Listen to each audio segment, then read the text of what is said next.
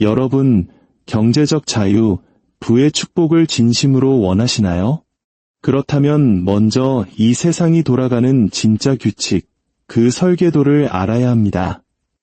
오늘 이 채널을 구독하고 좋아요를 누르는 것은 그 누구도 알려주지 않았던 부의 비밀, 그 지혜를 얻기 위한 여러분의 첫 번째 약속이 될 겁니다. 자, 상상해보세요. 지금은 1944년. 온 세상이 제2차 세계대전이라는 거대한 불길에 휩싸여 있습니다. 수백만 명이 죽어나가고 도시들은 잿더미가 되고 거대했던 제국들이 무너져 내리고 있죠. 그런데 바로 그 순간 전쟁의 포화가 닿지 않는 미국의 한적한 산골짜기 리조트에서 전 세계 44개국의 대표들이 모여 향후 80년간, 아니 지금까지도 세계 경제를 지배할 하나의 결정을 내리고 있었습니다. 대부분의 사람들은 이 회의에 대해 들어본 적도 없을 겁니다. 하지만 바로 이 회의 때문에 달러가 세계의 왕이 되었고 미국이 금융 초강대국으로 등극했으며 어쩌면 여러분이 우리 부모님 세대보다 2배는 더 열심히 일하는데도 더 가난하게 느끼는 이유가 바로 여기에 있습니다. 1944년 7월 뉴햄프셔주 브레튼우즈라는 호텔에서 지구상에서 가장 힘있는 남자들이 한자리에 앉아 돈이 어떻게 작동할지를 결정했습니다. 단순히 자기들 나라의 돈이 아니라 전 세계 모든 사람들의 돈을, 영원히 말이죠.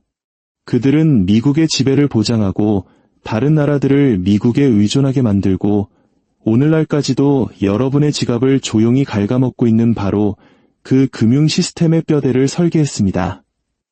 이건 평화나 자유에 대한 회의가 아니었어요. 이건 철저하게 권력에 대한 회의였습니다.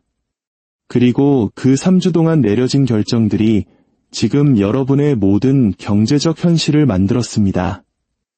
여러분이 버는 월급 한 푼, 여러분이 지불하는 커피값, 여러분이 짊어진 학자금 대출까지 모든 것이 바로 이 브레튼우즈로 거슬러 올라갑니다. 만약 그때 그 회의실에서 무슨 일이 있었는지 이해한다면 왜 이 세상이 이렇게 불공평하게 느껴지는지, 왜 이 게임의 판이 애초에 기울어져 있었는지 알게 될 겁니다. 네, 맞아요. 이 시스템은 처음부터 그렇게 설계되었습니다. 자, 장면을 그려봅시다. 1944년 7월, 전쟁은 아직 한창이지만 승패는 이미 결정되었습니다.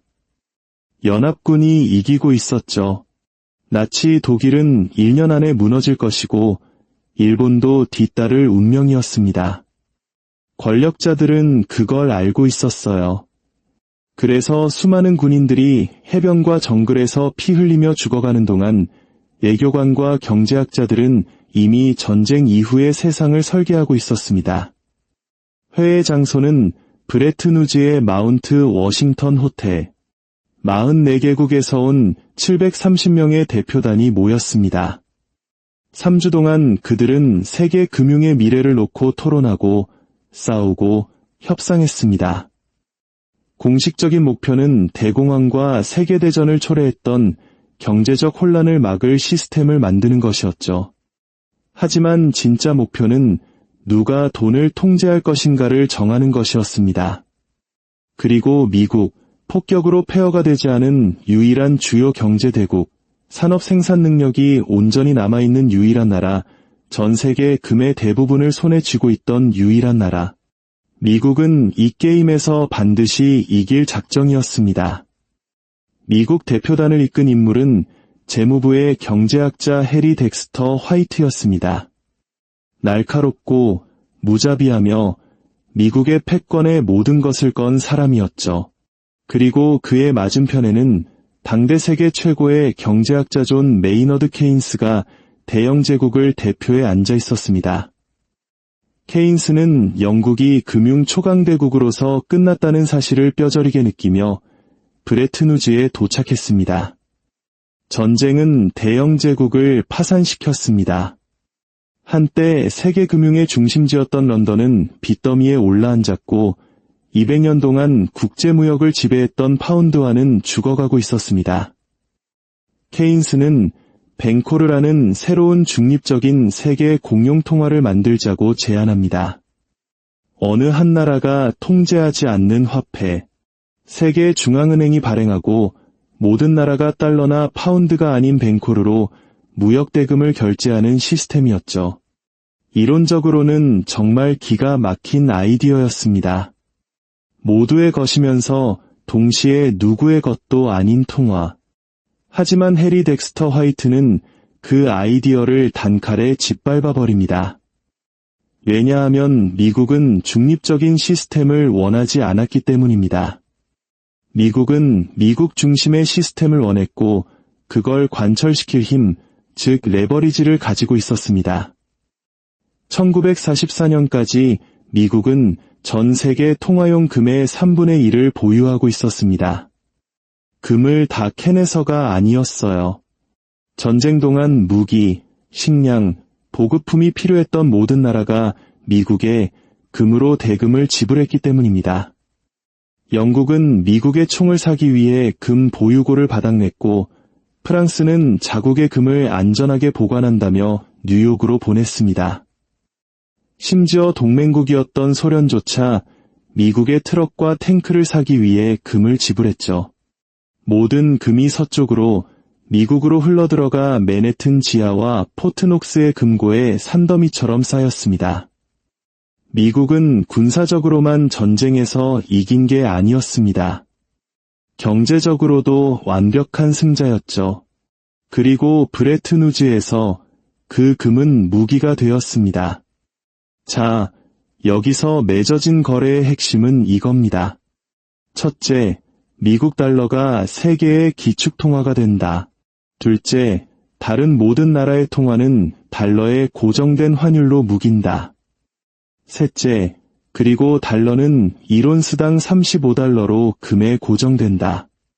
만약 당신이 외국 정부라면 원할 때 언제든지 달러를 가져와서 금으로 바꿔갈 수 있었습니다. 바로 이게 핵심이었어요. 다른 나라들이 달러를 사용하기로 동의한 이유는 그 달러가 금과 같다고 믿었기 때문입니다. 미국은 국제적으로 유통되는 모든 달러 뒤에는 포트녹스에 그것을 뒷받침할 금이 있다고 약속했습니다. 겉보기엔 공평하고 안정적인 시스템 같았죠. 하지만 이건 함정이었습니다. 왜냐하면 다른 나라들은 재정 건전성을 유지하고 예산을 맞추고 자국 통화 가치 하락을 걱정해야 했지만 미국은 전 세계가 달러를 금처럼 받아줄 것을 알았기에 그냥 달러를 찍어내기만 하면 됐기 때문입니다. 그리고 이후 27년 동안 미국은 정확히 그렇게 했습니다. 찍고, 쓰고, 또 찍고, 또 쓰고. 왜냐하면 전 세계는 무역을 하기 위해 달러가 필요했고, 폐허에서 재건하기 위해 달러가 필요했고, 이제는 오직 달러로만 가격이 매겨지는 석유를 사기 위해 달러가 필요했기 때문입니다. 온 세상이 미국 통화로 돌아갔고, 미국은 그 통화를 찍어내는 윤전기를 독점했습니다. 브레튼우즈에서는 오늘날까지도 세계 금융을 지배하는 두 개의 기관이 탄생합니다. 바로 국제통화기금과 세계은행입니다. IMF는 각국이 고정환율을 지키고 빚을 갚도록 관리하는 역할을, 세계은행은 전쟁으로 폐허가 된 유럽의 재건과 가난한 나라의 개발을 지원하는 역할을 맡았죠. 그런데 이 두 기관의 본부는 모두 워싱턴 D.C.에 있었고 두 기관 모두 미국의 투표권에 의해 통제되었습니다. 결국 이들은 미국의 외교 정책 도구로 전락했습니다. 만약 어떤 나라가 IMF에서 돈을 빌리고 싶다면 미국의 조건을 받아들여야 했습니다. 시장을 개방하고 정부 지출을 줄이고 공기업을 민영화하고 미국 기업들이 들어오게 하라는 식이었죠. 우리나라도 1997년 외환위기 때 이걸 뼈저리게 경험했죠. 만약 거부하면 아무것도 얻지 못합니다. 국제금융 시스템에서 고립되고 통화 가치는 폭락하고 경제는 무너집니다. 결국에는 절박한 상태로 돌아와서 어떤 조건이든 받아들일 수밖에 없게 되는 거죠. 이것이 바로 브레튼우즈 시스템의 천재적인 악랄함이었습니다. 미국은 다른 나라를 통제하기 위해 침략할 필요가 없었습니다. 그냥 그 나라의 돈줄을 통제하기만 하면 됐으니까요. 영국의 케인스는 더 균형 잡힌 시스템을 위해 열정적으로 싸웠지만 영국에겐 아무런 힘이 없었습니다. 전쟁으로 경제는 파탄났고 미국에 수십억 달러의 빚을 졌으며 대영 제국은 무너지고 있었습니다. 케인스는 지치고 패배한 채 브레튼우즈를 떠났고 2년 후인 1946년에 사망했습니다. 그가 구하려고 했던 세상이 미국의 모습으로 재편되는 것을 지켜보면서 말이죠. 다른 나라들은 어땠을까요? 그들에겐 선택의 여지가 없었습니다. 유럽은 폐허였고 일본은 점령당했으며 소련은 군사력은 강했지만 경제적으로는 박살이 났습니다. 중국은 내전 중이었죠. 모든 나라가 재건을 위해 달러가 필요했고 달러를 얻는 유일한 방법은 미국의 물건을 팔거나 미국 은행에서 돈을 빌리는 것이었습니다. 이 게임은 첫날부터 조작되었지만 그것이 유일하게 참여할 수 있는 게임이었습니다. 그래서 모두가 서명했습니다. 브레튼우즈 체제가 한 일을 명확히 정리해 볼까요? 그것은 달러를 세계 경제의 심장으로 만들었습니다. 모든 무역, 모든 거래, 심지어 석유 한 방울까지 달러를 거쳐야 했습니다. 일본이 사우디아라비아에서 석유를 사려면 달러가 필요했고 독일이 브라질과 무역하려면 달러가 필요했습니다. 미국과 아무 상관없는 두 나라가 거래를 할 때조차 미국 돈이 필요했죠. 이것은 달러에 대한 전 세계적인 끝없는 수요를 창출했습니다. 그리고 달러를 찍어낼 수 있는 유일한 나라인 미국은 전 세계의 은행가가 되었습니다. 하지만 여기엔 문제가 있었습니다. 전 세계에 기능할 만큼 충분한 달러를 공급하기 위해서 미국은 필연적으로 무역 적자를 기록해야 했습니다. 수출보다 수입을 더 많이 해야 했죠. 달러를 해외로 내보내야 했습니다. 그리고 이것은 장기적으로 미국의 일자리, 미국의 공장, 미국의 산업이 해외로 빠져나간다는 것을 의미했습니다. 기축통화국이 되면 자국 경제는 국가의 번영이 아니라 세계의 안정을 위한 도구가 되어버리는 것입니다. 경제학자들은 이것을 트리핀 딜레마라고 부릅니다. 세계의 달러를 공급하려면 미국은 적자를 내야 하지만 영원히 적자를 내다 보면 결국 달러에 대한 신뢰가 무너진다는 모순이죠. 언젠가는 이 시스템을 무너뜨릴 시한폭탄이었습니다. 하지만 1944년에는 그 누구도 신경 쓰지 않았습니다. 미국은 세계 최강이었고 세상은 달러를 원했으며 포트녹스의 금이 그 가치를 보장했습니다. 한동안은 정말 완벽하게 작동했습니다. 유럽과 일본은 재건했고 국제무역은 폭발적으로 증가했습니다. 세계 경제는 현대사에서 가장 긴 호황기에 접어들었죠. 그리고 미국은 모든 거래에서 이익을 얻었습니다. 왜냐하면 모든 거래가 달러를 사용했으니까요. 이것이 바로 미국의 색이었고 브레튼우즈에 놓인 토대 위에 세워졌습니다. 하지만 이 시스템에는 치명적인 결함이 있었습니다. 미국이 보유한 금보다 더 많은 달러를 계속해서 찍어냈다는 점입니다. 1960년대가 되자 이 약속은 거짓말이 되어가고 있었고 세계는 그것을 눈치채기 시작했습니다. 가장 먼저 미국의 허풍에 도전한 나라는 프랑스였습니다. 프랑스의 대통령 샤를 드골은 숫자를 보고 미국이 사기를 치고 있다는 것을 깨달았습니다. 미국은 베트남 전쟁, 각종 사회복지 프로그램, 전 세계의 미군 기지에 막대한 돈을 쏟아붓고 있었고 그 돈을 달러를 찍어서 충당하고 있었습니다. 하지만 그 달러는 금으로 보장되어야 했는데 그럴 만한 금이 없었던 거죠. 1965년 드골은 프랑스 중앙은행에 달러를 금으로 바꾸기 시작하라고 명령했습니다. 그는 대서양 건너로 군함을 보내 금을 파리로 실어왔습니다. 다른 나라들도 이를 지켜보다가 똑같이 행동하기 시작했습니다. 독일, 스위스, 네덜란드 모두가 달러를 내밀며 금을 요구했습니다. 포트녹스의 금이 계속해서 빠져나가자 미국은 선택의 기로에 섰습니다. 있지도 않은 돈을 그만 쓰거나 아니면 브레튼우즈에서 한 약속을 깨버리거나 1971년 8월 15일 대통령 리처드 닉슨은 결정을 내렸습니다. 그는 미국이 더 이상 달러를 금으로 바꿔주지 않겠다고 선언했습니다. 이른바 닉슨 쇼크입니다. 금태환 창구가 다퉜고 브레튼우즈 체제는 공식적으로 사망했습니다. 달러는 이제 순수한 명목화폐, 즉 정부의 말이란 것 외에는 아무런 담보도 없는 종이돈이 되어버렸습니다. 바로 이 순간 모든 것이 바뀌었습니다. 1971년 이후 달러는 아무런 담보도 없는 오직 신뢰에만 의존하는 화폐가 되었습니다. 미국이 충분히 강대하고 안정적이어서 금 보증이 없더라도 세계가 계속 달러를 사용할 것이라는 믿음뿐이었죠. 그리고 놀랍게도 지난 50년간 그 믿음은 유지되었습니다. 왜냐하면 1971년 즈음엔 이미 전 세계 시스템이 달러 위에 세워져 있었기 때문입니다. 모든 중앙은행이 달러를 보유하고 있었고 모든 석유 계약이 달러로 가격 매겨졌으며 모든 국제 대출이 달러로 이루어졌습니다. 달러를 버리는 것은 세계 무역 구조 전체를 버리는 것과 같았습니다.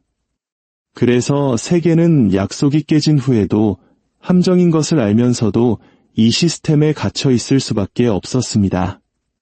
자, 그럼 이 사건이 당신에게, 바로 우리에게 어떤 영향을 미쳤을까요? 금이라는 족쇄가 풀리자 정부는 무제한으로 돈을 찍어낼 수 있게 되었습니다. 그리고 실제로 그렇게 했죠. 인플레이션이 폭발했습니다. 1970년대에는 물가가 2배로 뛰었고 저축의 가치는 휴지 조각이 되었으며 월급은 제자리에 머물렀습니다. 달러의 구매력은 오늘날까지 계속되는 죽음의 소용돌이로 빠져들었습니다. 여러분의 할아버지는 1960년대에 몇 년치 월급으로 집을 살 수 있었습니다.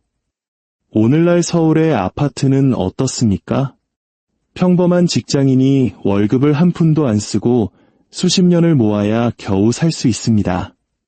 그 사이에 아파트가 수십 배 더 좋아졌나요? 아니요. 여러분의 월급이 그만큼 올랐나요? 절대 아니죠. 바로 돈의 가치가 망가졌기 때문입니다. 그리고 그 돈이 망가진 이유는 브레튼우즈에서 만들어지고 1971년에 변질된 시스템이 애초에 소수가 다수를 희생시켜 이익을 보도록 설계되었기 때문입니다. 여러분은 한 번도 이 계획의 일부였던 적이 없습니다. 학교에서는 절대 가르쳐주지 않는 진실을 말해드리죠. 브레튼우즈는 평범한 사람들을 위한 안정이나 번영을 만들기 위한 것이 아니었습니다. 그것은 통제에 관한 것이었습니다. 무역 통제, 통화 통제, 경제 통제. 1944년 그 방에 있던 남자들은 선출되지도 않았고 대부분 이름도 알려지지 않았지만 그들은 당신의 나라가 무역을 할 수 있는지, 당신의 월급이 가치를 유지하는지, 당신의 경제가 성장할지 붕괴할지를 결정하는 시스템을 설계했습니다. 그리고 그들은 자신들에게 이익이 되도록 설계했습니다. 1971년에 그 시스템이 무너졌을 때 더 나은 것으로 대체된 것이 아니라 더 나쁜 것으로 대체되었습니다. 순수한 명목 화폐, 아무런 규율도 한계도 없는 끝없는 돈 찍어내기와 끝없는 인플레이션, 노동자로부터 자산가에게로 부가 끊임없이 이전되는 시스템 말입니다. 오늘날 우리는 브레튼우즈 체제의 마지막 장, 그 엔드게임에 살고 있습니다. 달러는 여전히 기축통화지만 그 지배력은 약해지고 있습니다. 중국, 러시아, 인도 같은 나라들은 대안을 만들려고 노력하고 있습니다. 그들은 자국 통화로 거래하고 수천 톤의 금을 사들이고 있으며 달러를 우회하는 결제 시스템을 만들고 있습니다. 왜냐하면 그들은 여러분이 알아야 할 것을 알고 있기 때문입니다. 이 시스템은 죽어가고 있습니다. 결코 갚을 수 없는 빚 위에 세워져 있기 때문에 신뢰가 깨지고 있기 때문에 더 이상 수학적으로 성립하지 않기 때문에 죽어가고 있습니다. 그리고 마침내 붕괴할 때 가장 큰 고통을 겪을 사람들은 종이를 들고 있는 사람들입니다. 달러, 채권, 은행 예금. 이 모든 것은 빚더미에 빠진 정부의 약속 외에는 아무것도 담보하지 않습니다. 살아남을 사람들은 실물을 쥔 사람들입니다. 금, 토지, 자원, 그리고 기술. 종이 시스템이 실패하면 현실만이 중요하기 때문입니다. 역사는 이 패턴을 계속해서 보여줍니다. 브레튼 우즈는 금 위에 세워진 종이 제국을 만들었습니다. 금이 제거되었을 때 그 종이는 거짓말이 되었습니다. 그리고 거짓말은 언제나 무너집니다. 유일한 질문은 언제인가 하는 것뿐입니다. 그렇다면 여러분은 이야기에서 무엇을 얻어야 할까요? 첫째, 당신이 살고 있는 이 시스템은 당신과는 아무 상관없는 문제들을 해결하기 위해 이제는 존재하지도 않는 세상에서 오래전에 죽은 사람들에 의해 설계되었다는 것을 이해해야 합니다. 둘째, 돈이 당신이 생각하는 그런 것이 아님을 인식해야 합니다. 돈은 가치 그 자체가 아니라 가치에 대한 청구권일 뿐입니다. 그리고 그 청구권은 권력을 쥔 사람들이 편리하다고 결정할 때마다 가치가 부풀려지거나 평가절하되거나 완전히 지워질 수 있습니다. 셋째, 다음 리셋을 준비해야 합니다. 부채는 지속 불가능하고 인플레이션은 가속화되고 있으며 신뢰는 깨지고 있습니다. 브레튼 우즈에서 설계된 시스템이 마침내 죽을 때 당신은 종이 쪼가리를 들고 있고 싶지 않을 겁니다. 넷째, 스스로 공부하십시오. 브레튼 우즈에 대해, 명목 화폐에 대해, 종이돈이 죽을 때 무슨 일이 일어나는지에 대해 읽어보십시오. 왜냐하면 이런 일은 역사상 여러 번 일어났고 그것을 미리 내다본 사람들만이 살아남았기 때문입니다. 당신이 집을 살 수 없고 은퇴할 수 없고 저축할 수 없는 것은 당신이 실패해서가 아닙니다. 1944년에 게임의 규칙이 이미 조작되었고 아무도 당신에게 그 규칙을 알려주지 않았기 때문입니다. 브레튼 우즈는 협력이나 안정에 대한 회의가 아니었습니다. 그것은 통제에 대한 것이었습니다. 그리고 통제권을 얻은 사람들은 결코 그것을 놓지 않았습니다. 그들은 단지 그 메커니즘을 근본이 달러에서 순수 명목화폐로, 고정 환율에서 변동 혼돈으로, 규율에서 끝없는 인쇄로 바꿨을 뿐입니다. 그리고 그 모든 과정에서 당신은 이것이 정상이라고 들어왔습니다. 이것이 돈이 작동하는 방식이라고요. 하지만 아닙니다. 이것은 도둑질이 작동하는 방식입니다. 오늘 이야기가 새로운 관점을 제시했다면 채널을 구독해주세요. 역사는 답을 가지고 있습니다. 저는 여러분이 어디를 봐야 할지 알려드리겠습니다.